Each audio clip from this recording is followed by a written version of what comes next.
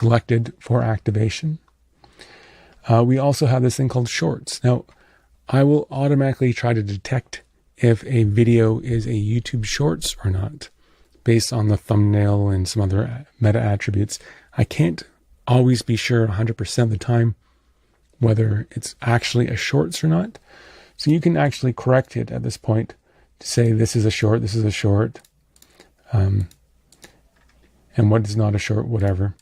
So you'll see that it will say short live or YouTube live, depending on whether it's a short or not, a YouTube short. Whether it's a short or not doesn't really matter. It just changes the icon for the most part. Often people will go live with a short and a regular YouTube, so you can have one short, one not, and you can look at the icon to differentiate which one is which. Yeah, we're going to hit activate. When I hit activate, it actually opened up a YouTube chat pop-up for each source. So we can see that there's a YouTube chat pop-up for each one of these sources here that are listed. Now, we can close these pop-ups once we just confirm the chat is there. We can also use these little eye icons to hide them automatically, to hide and reveal. In fact, when you close a chat pop-up, it actually becomes hidden, as you can see, automatically. So they're all hidden, and if I want to reveal one, I can reveal it. It doesn't actually close the window when you hit the X. It just hides it. Okay? If you want to actually close the window, you can hit the stop button, and then you can always reactivate it if you need it. Now, what Social Stream Ninja does is it aggregates all the chat messages, it pulls the messages out into Social Stream, and so you can then make it available to other applications, but also to other features of Social Stream. The common thing you would open up is the doc page. This is the streaming chat page. It can be used as a doc in OBS. It can be used as a doc, like a dashboard in Social Stream, or it can be used as an overlay in applications like OBS.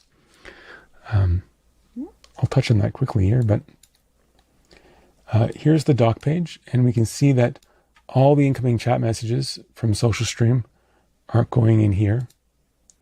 So anytime a new message comes in here, it appears in the list, all consolidated. So all the different videos have a single stream. Videos that are marked as a short have a different icon than the ones that are marked as a YouTube video. Pretty cool. Different messages might have different colors. Green is a member, yellow is a donation, and you can customize all those settings, here. So you can say disable certain effects, different stylings. You don't want to highlight. You want to do this. You want to do that. And when you finish making changes, you can then open up the doc link, and the settings will then apply. The settings don't apply until you open that doc link again.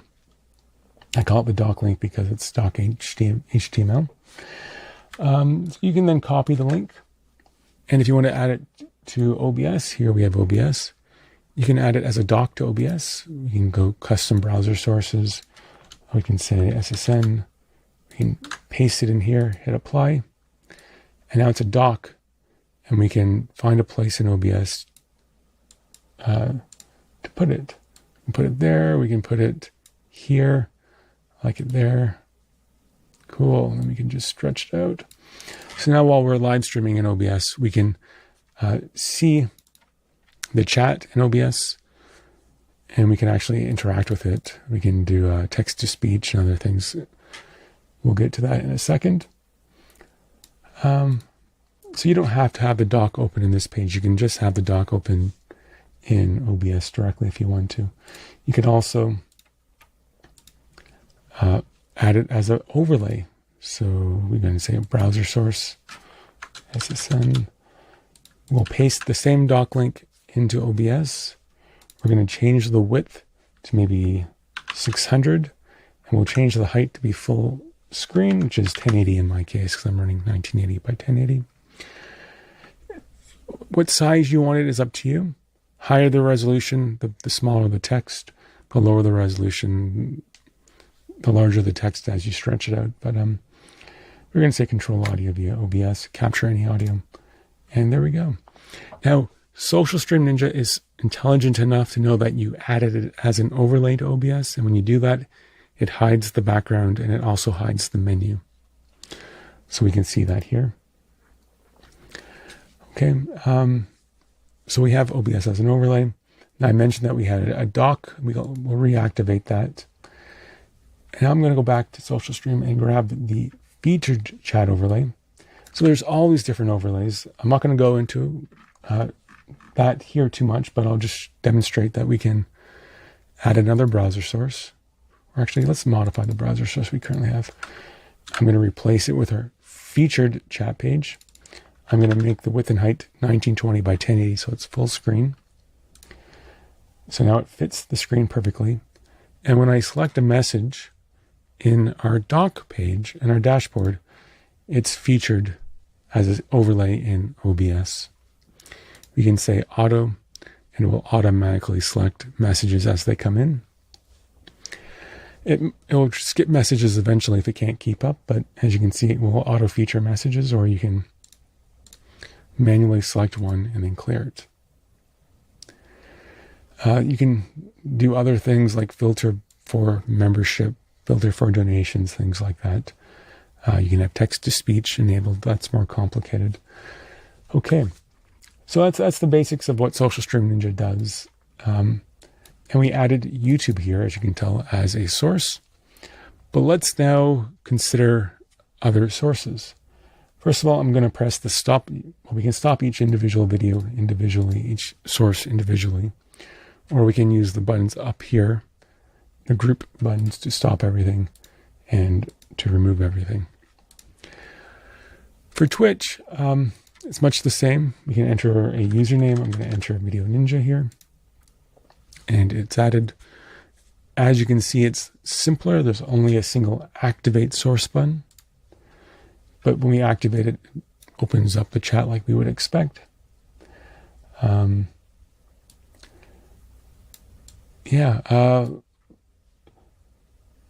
going to open up in my other browser. Let's go here and say Twitch Video Ninja chat. So maybe I'll pop this out so we just have something to look at. Okay. When I type in a message into the page here, you see that it obviously shows up there. And if I open up the dock here, and I type messages, it then appears. So again, we're capturing messages from Twitch. Now, the pop-up is here. You can close it, or you can reactivate it, right? If I type a message directly into Twitch, it works. It shows up as well.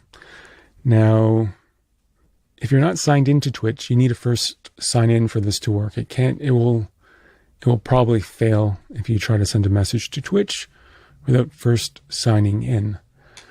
So before you can respond to messages through this dashboard, you need to sign in. So I would recommend you stop, you press the sign in button, you then sign in to your Twitch account. I'm signed in already, but you can sign in here. Once you finish signing in, you can hit stop and then activate your source. So when you're signed in, you can then say messages here, but you can also use this little button here to say hi. So you can use the dock page to actually send messages into Social Stream and then into Twitch. And it will actually send to all the destinations